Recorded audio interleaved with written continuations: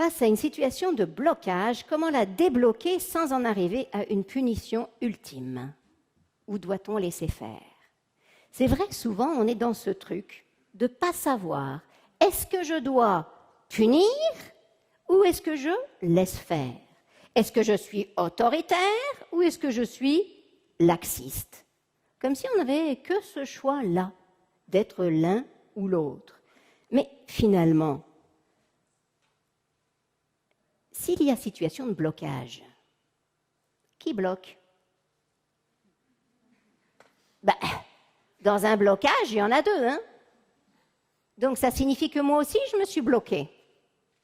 Nous, on a un cerveau, théoriquement, plus développé que celui de l'enfant.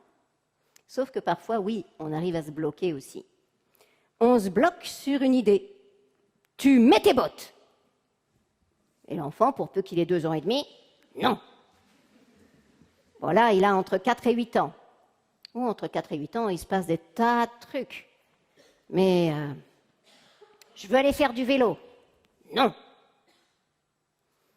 Évidemment, là, il ne peut y avoir que blocage. Comment débloquer la situation? Peut-être déjà arriver à ne pas la bloquer. Ce serait une idée. Pour ne pas bloquer une situation, on va écouter le besoin de l'enfant.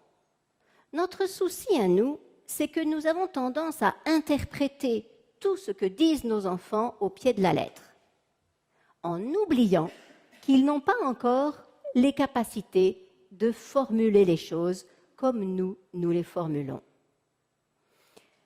Un garçon, puisque là, 4 à 8 ans, un garçon de 8 ans rentre à la maison et il dit à sa mère « Je veux aller faire du roller ». Et la mère lui dit « Il n'en est pas question, on dîne dans 5 minutes, donc non. »« Si, je veux aller faire du roller. »« Non. » Et déjà, la psy lui a dit « Il faut mettre des limites à votre enfant. » Donc elle se dit « Il faut que je mette des limites. » Donc je mets des limites, donc des limites c'est non.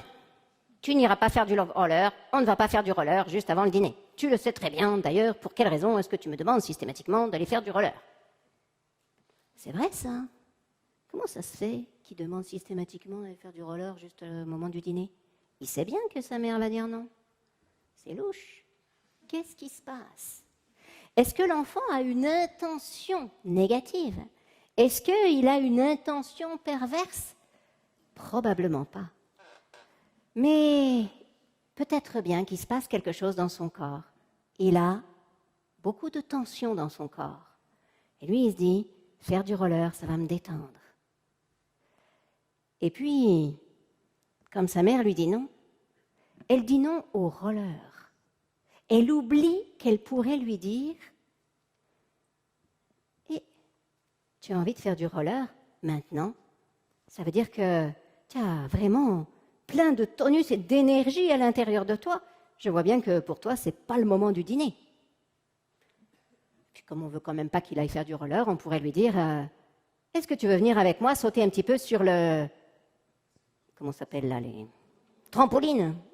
C'est super d'avoir les petits trampolines chez soi. Les minuscules trampolines. Ça aide énormément parce que là, hop, on peut lâcher beaucoup de tension et en plus, c'est un des exercices qui va donner le plus de joie. Donc, quelques petits sauts sur le trampoline en criant et l'enfant va être tout à fait disponible pour le dîner. Mais c'est ça le souci, nous, c'est que l'enfant ne sait pas nous dire à 8 ans « Maman, je sens une grande tension dans mes jambes. Je sens de l'énergie dans mes bras. Je me sens tout tendu dans ma tête et dans mon cœur. Ça ne va pas du tout. J'ai vraiment besoin d'aller me défouler avant le dîner. » Vous imaginez un gamin qui ne sait 8... Même nous, déjà, on n'est pas capable de dire ça. Donc, un enfant de 8 ans, il ne sait absolument pas dire ça. Du coup, il a besoin que nous, on l'aide à décoder. Si un enfant fait une demande exagérée, inadaptée, disproportionnée par rapport à la situation, c'est qu'il y a une raison. Lui, c'est sa solution pour un problème. Mon job de parent, c'est de dire « J'entends que ça, c'est ta solution, mais regardons quel est ton besoin derrière. Et parfois, je vais dire, ah oui, c'est une chouette solution pour ton besoin. Et d'autres fois, je vais dire, peut-être il y a une autre solution qui pourrait t'aider par rapport à ce besoin. Dans la situation de ce garçon de 8 ans, ça se répétait. Et chaque fois qu'elle lui interdisait ou elle lui disait non sur quelque chose, il se mettait dans des fureurs phénoménales. À 8 ans, c'est plus tellement l'âge des fureurs phénoménales. Donc, qu'est-ce qui se passait pour ce garçon? Lorsqu'elle avait été consultée, on lui avait dit « Madame, il faut mettre des limites, vous êtes trop en fusion avec votre enfant. » On dirait que c'est la phrase magique de beaucoup de psys en France aujourd'hui. C'est l'ancienne façon de faire qui fait référence à toute la théorie psychanalytique qui est abandonnée dans la plupart des pays du monde. Mais en France, on continue de penser comme ça, que l'enfant donc a des comportements et qu'il faut mettre des limites à ces comportements.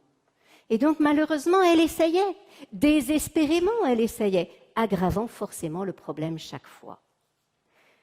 Et donc, heureusement, elle m'en parle. Et du coup, on réfléchit ensemble. Je dis, tout de même, c'est excessif, ces énormes rages qu'il a. Est-ce que c'est tout le temps? Elle me dit, maintenant que j'y pense, au début elle dit, oui, c'est tout le temps. Mais elle me dit, maintenant que j'y pense, pas pendant les vacances. Je dis, ah bon? Non, et même pas pendant le week-end, en fait. Ah oui? Et donc, c'est seulement les jours de classe, oui. Ah oui, et comment ça se passe à l'école?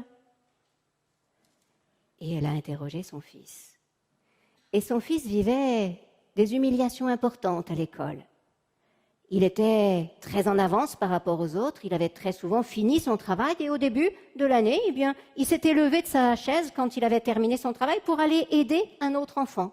Mais la maîtresse était arrivée, elle lui dit « Non, tu ne dois pas te lever pour aller aider les autres, sinon moi je ne peux pas contrôler le travail des autres, donc ça ne va pas, reste à ta place. » Et donc du coup, il avait été, non seulement il s'ennuyait, mais en plus il avait été freiné dans cette impulsion naturelle, fondamentale, ce besoin inné d'empathie, d'aider autrui. Il avait été freiné dedans.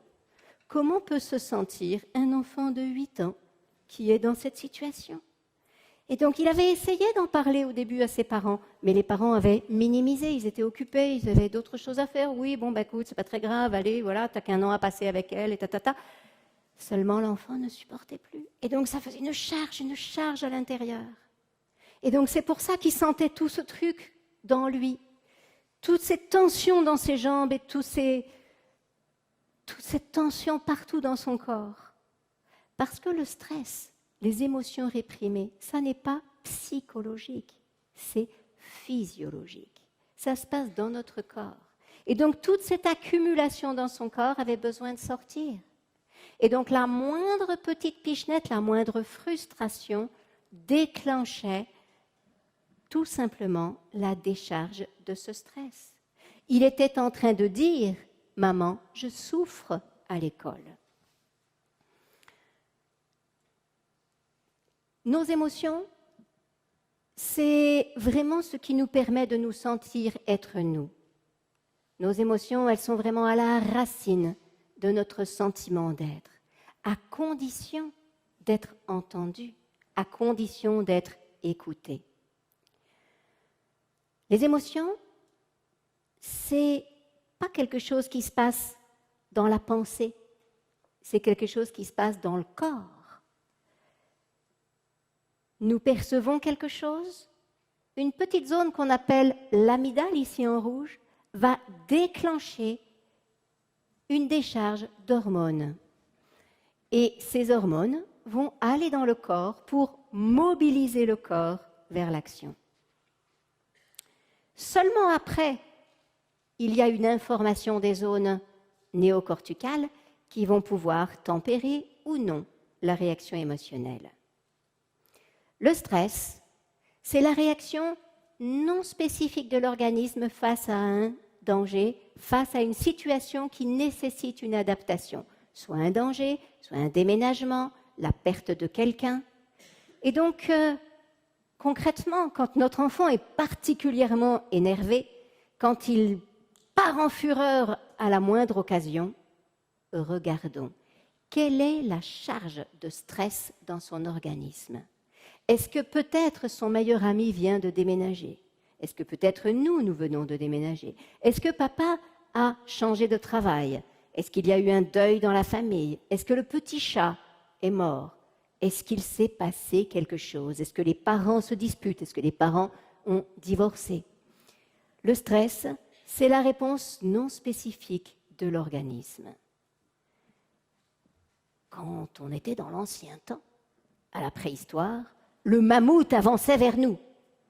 Et là, dès que notre amygdale percevait le danger, paf, elle déclenchait la charge d'adrénaline, parce qu'il faut faire battre le cœur très vite pour pouvoir avoir toute mon énergie à disposition, et le cortisol pour pouvoir me permettre de ne pas avoir mal en cas de blessure, pour protéger, pour faire que je ne saigne pas trop si jamais je suis attaqué. Donc, mon corps est prêt à réagir face au mammouth pour tuer le mammouth. Si j'ai un arc, ça me donne vraiment une vision plus loin.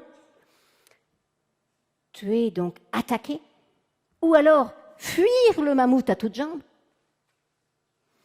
Et puis quelquefois, quand on ne peut ni attaquer ni fuir, parce que parfois les mammouths peuvent courir plus vite que nous, donc c'est pas sûr que ce soit la bonne solution, on fait la stratégie de la souris face au chat. C'est pas une stratégie où je me dis il faudrait que je me fasse comme une souris face au chat. Non, c'est inscrit à l'intérieur de nous. Face à un danger important, soit j'attaque, soit je fuis, soit je me pétrifie sur place. Ça s'appelle freeze, le figement.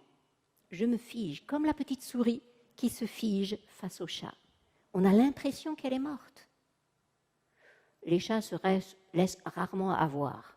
Ils la secouent un petit peu, effectivement, elle repart et hop.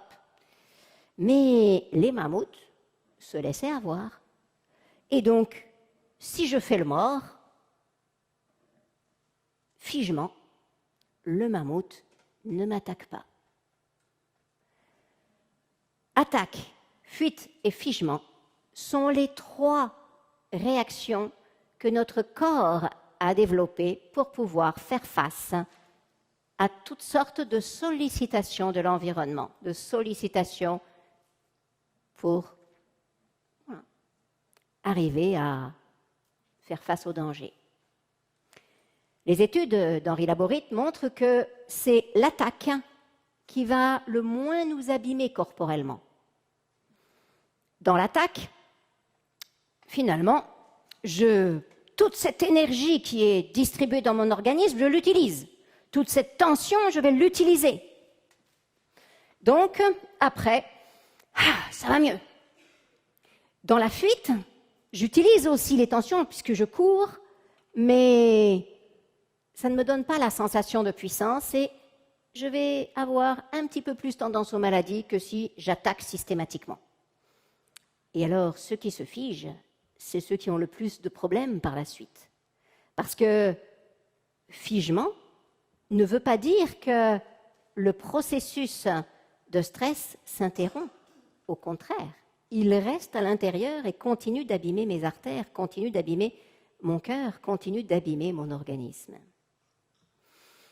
Au bout d'un moment, figé, on se défige. Ça arrive qu'un enfant, on lui crie dessus, alors il y en a qui arrivent à résister et qui attaquent. Rarement, en général, ils vont attaquer leur frère, attaquer un copain à l'école, voilà. Ça arrive qu'ils fuient, mais en général, ils peuvent guère ni fuir ni attaquer, et donc ils se figent. Et nous, on croit qu'ils nous écoutent enfin, mais en fait, non, ils sont juste figés. Ils font la souris morte. C'est pas qu'ils le font exprès, c'est que leur corps les oblige à être comme ça. Et ensuite, ils vont se défiger et probablement, donc, agresser quelqu'un d'autre. puisqu'il n'est pas possible d'agresser le parent. Si, heureusement, je peux agresser ma maman. Heureusement, ma figure d'attachement, je peux l'agresser sans trop de risques. Un enfant qui agresse sa mère, c'est un enfant qui cherche à éviter d'agresser d'autres enfants, qui cherche à éviter d'être un mauvais garçon, un mauvais enfant, et qui cherche de l'aide auprès de la seule personne qui peut la lui donner, sa maman qui l'aime inconditionnellement. Le souci, c'est comme les mamans n'ont pas l'information, elles ne devinent pas que c'est une preuve d'amour et elles se disent « c'est moi qui suis nulle, c'est moi qui ne sais pas bien y faire ». Au contraire, ça montre qu'on est vraiment une maman qui est capable d'accueillir. Accueillir, c'est important, puis ensuite aller enlever le problème. Et donc, quand ce petit garçon de 8 ans, on a pu identifier qu'il souffrait à l'école, que ses parents ont enfin pris la mesure de sa souffrance, il a pu être entendu, il a pu pleurer, il a pu libérer ses émotions, et le papa lui a donné des petites stratégies pour pouvoir s'occuper en classe, et ils ont décidé qu'ils changeraient d'école le plus rapidement possible. À partir de là, eh bien, il n'y a plus de problème, ni de roller juste au moment du dîner, ni de quoi que ce soit, de problème de soi-disant intolérance à la frustration. Nous avons tendance à plaquer des étiquettes. Oui, il est intolérant à la frustration. Oui, il est comme ci, il est comme ça. Non, il a un souci dans son cœur. En fait, chaque fois que nous sommes tentés de juger notre enfant, on rembobine et on se dit quel est le souci dans son cœur? Qu'est-ce qui se passe en ce moment? Et le plus souvent, c'est déjà la charge de stress qui va me donner la réponse.